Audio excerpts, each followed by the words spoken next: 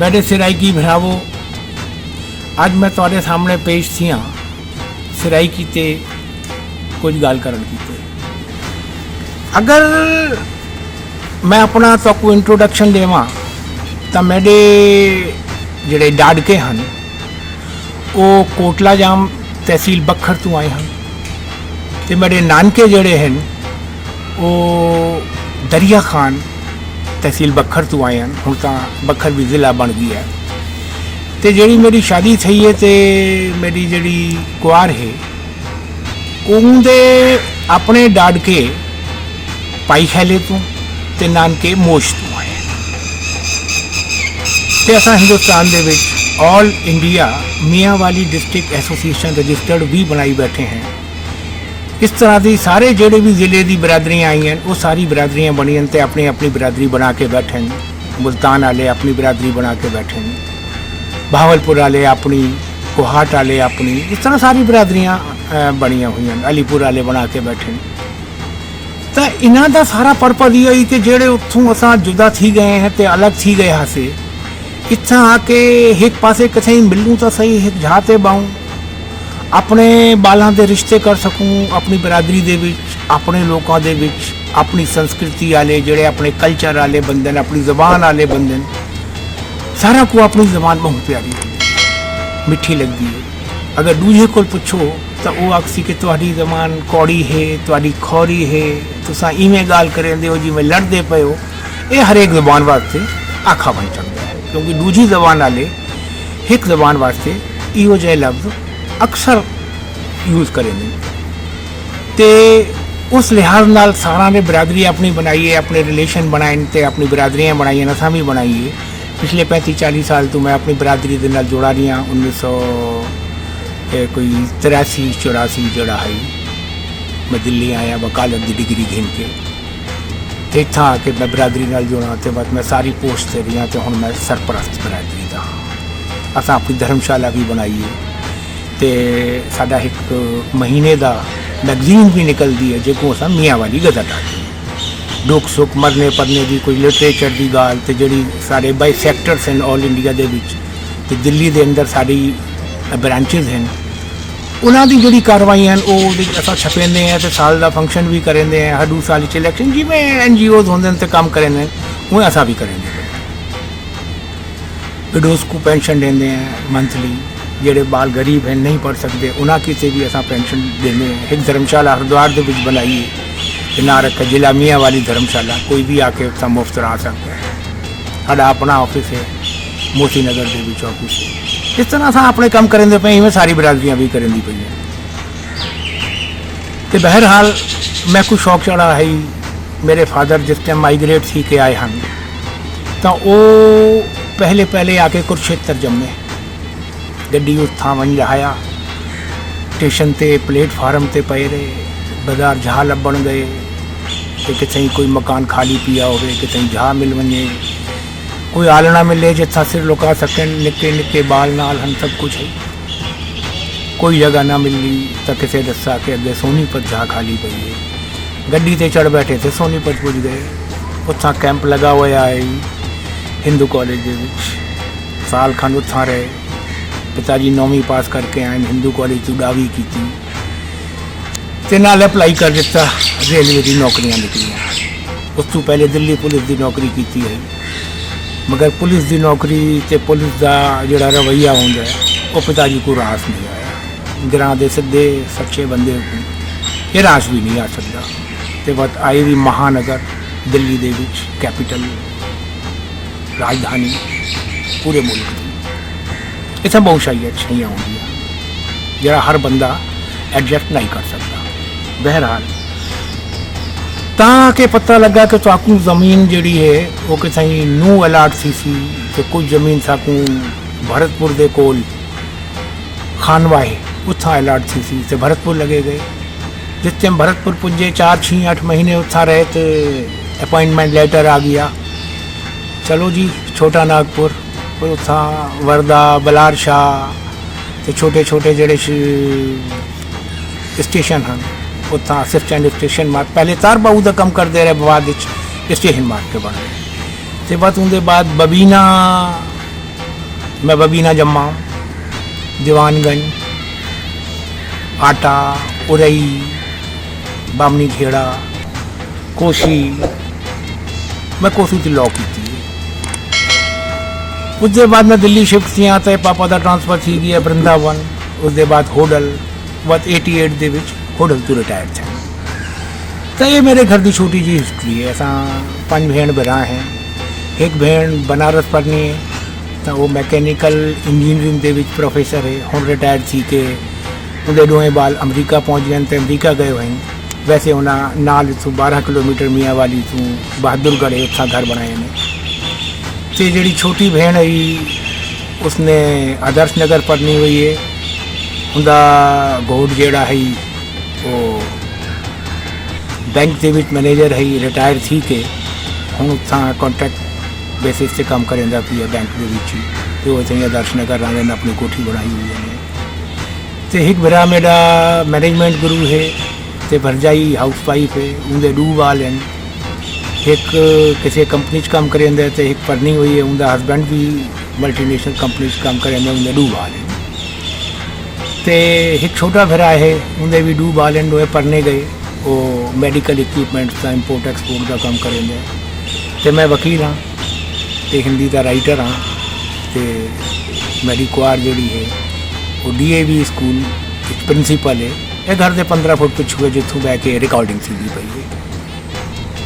बड़ी 2 छोरियां हैं, एक छोरी टीचर है PGT इंग्लिश, तो वो मेंटर भी है, तो इंचार्ज भी है, तो चंगी काबिलियत तो हासिल की है।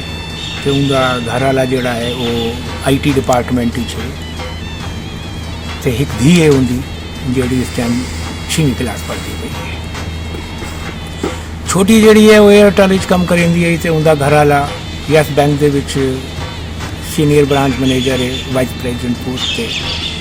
तो पहले एयरटेल मैनेजर रही, बट बाल छोटा है था, उससे नौकरी छोड़ के बाल को देखना प्रीफर किया है, क्योंकि असा लोग जो कल्चर गिन के आए उनके बालों को सब ज़्यादा प्रायोरिटी देने होंगे। तो हम वो बाद ही डिठा वैसी वो छोर हम 6 साल का है अबीर। तो हम असा जिमें ये सारे सराइकी को मैं हिंदी दे विच मतलब देवनागरी दे विच गिन के आया। तो एक क्रेडिट मेरे को मिलता है ये ऑन रिकॉर्ड, क्योंकि मेरे को दसा गया है कि हम असा सराइकी हिंदुस्तान दे भी शुरू करेंदे पे कोई 87 दे नेड़े तेड़े की गल है। तो उस टाइम असा वक्त मैं बहस की थी कि यार मैं सब तो घट उम्र का थोड़े विच बैठा, तो सारे मेरे प्यू की उम्र दे। तो को उर्दू आती है, हिंदी नहीं आती, मेरे को हिंदी आती है, उर्दू नहीं आती। तो अगली पीढ़ी तो यार साड़ी है, तो असा चलावना सराइकी को, तो तुसा क्यों नहीं को हिंदी गिन के आते। बहरहाल वो देवनागरी लिपि च आई, बस उससे किताबां शाया थी मैं शुरू थी 2001 दे विच मैं पहली किताब हिंदुस्तान में कढ़ी है सांझे वाला 14 कवियों को उन्हें रखा है। तो मौजी तेजी राम का भी कलाम उसदे विच पाया ही पैसा। उसके बाद हम इतना कोई 100 तकरीबन किताबां शाया थी चुकी हैं। काफ़ी मैगजीन हैं जो 2-2, 4-4, 5-5 सफ़े देंदी पई हैं। ऑल इंडिया रेडियो तो भी साकूँ आधा घंटा टाइम मिला है जो किशनगढ़ तो जलंधर तो रिले थींदा है। तो हुण इस टाइम असां ॾिठा है कि बाकी भी कम थींदे पिया। और इंडिया ऑल इंडिया रेडियो की वर्ल्ड सर्विस तो भी साढ़ा आधे घंटे का प्रोग्राम हम नशर थींदा पिया। तो इससे बड़ी मेहनत थी है। जिस टाइम असां शुरू किया साढ़े को 10, 12, 15 बंदे सारे होंदे हैं। असां मीटिंग करेंदे आसे सबको बंदे नाल लभदे। पहला मुशायरा भी इतना हिंदू मियाँ वाली बरादरी की जड़ी मंदिर है उस ही वन के कीता है। तो कवियों को सदा है तो वो एक चंगा मुशायरा थी। तो उस टाइम जी मैगजीन निकलती हैं उन्होंने भी इंदे रेफरेंस मिल वेंदे। बहरहाल उसके बाद में लगा कि फोक इकट्ठा करना बहुत लाजमी है, क्योंकि किसी भी कल्चर की ते उसकी जी हिस्टरी है वो फोक के विच होती है। तो वो फोक कढ़ण की मैं इकट्ठा भी किया, ज़ालियों को भी मिलना, औरतों को भी मिलना। तो बड़ी परेशानी थी है, क्योंकि जितना वजना उत्थे मौत बैठी होंगी है। मेरी चाची मर गई, मेरी मासी मर गई है, वो गांधी आई, वो काजज गांधी आई, वो बामणी आई, बट वो सारे मोए मिले। वच भी मैं हिम्मत ना हारी ते वत मैं गया कि जड़े उम्र दराज गाली हैं उन्होंने कोल गया तो वह पोपले मुँह नाल फप फप फप फप आधी आवाज़ कढ़े हैं। बट मैं को बड़ा फख्र है अपने आप से कि मेरी डैडी जो मेरे को लैंग्वेज सिखाई है, जो ज़बान सिखाई है सराइकी, वो बड़ी मजबूत से साफ सिखाई है।